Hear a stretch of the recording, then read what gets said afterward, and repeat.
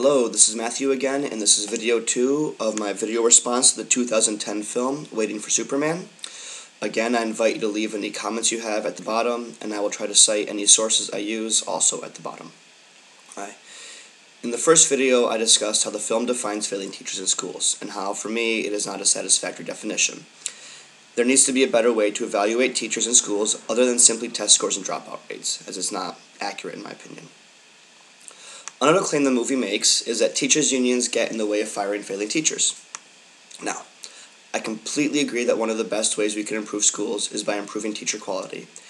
And I do think schools need an avenue to fire underperforming teachers, and there are probably some teachers who are teaching that shouldn't be. However, firing teachers also poses a problem. It's very costly to fire a teacher. I'm not saying we shouldn't just because it's costly, but it's not costly just because the union makes it difficult, but to hire a new teacher requires additional training, and it's not just monetarily costly to fire a teacher. In a blog post titled, "Flipping the Script on Turnarounds, Why Not Retain Teachers Instead of Reject Them?", Anthony Cody, who is also a teacher, he writes that teacher turnover has been a big problem in his school, and teachers who have been there a long time were wary of investing resources into new teachers if they're just going to leave in a few years. In fact, teacher turnover is a huge problem everywhere, and many teachers don't teach past the 3 to 5 year mark. So any professional development or training is lost. It's completely lost when we lose these teachers. It's a huge investment we're making, and it's gone. Teacher retention, it needs to be a bigger priority, rather than simply getting rid of underperforming teachers. What then can we do about teachers who are clearly underperforming? In Finland, which is cited in the film as one of the best, if not the best educational system in the world, teachers are very highly educated.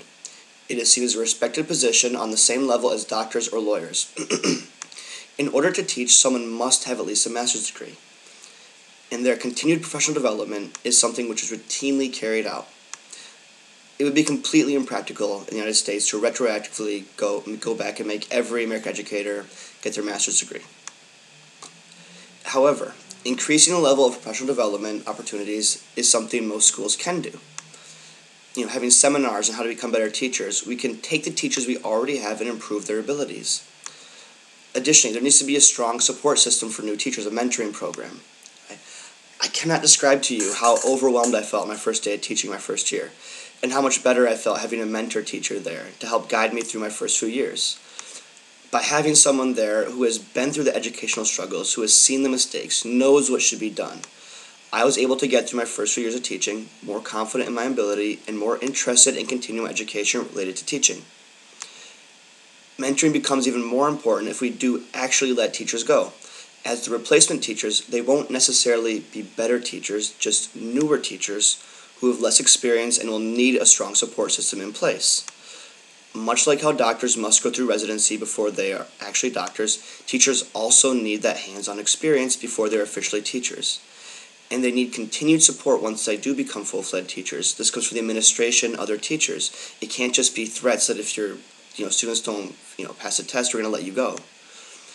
In the coming years, we're going to need about 1.6 million more teachers, not fewer teachers. And if the teachers actually are deemed underperforming, it needs to be done by other master teachers who know what good teaching looks like, rather than basing solely off yearly test scores. Okay, that has been video 2. I invite you to leave any comments at the bottom, and thank you for watching.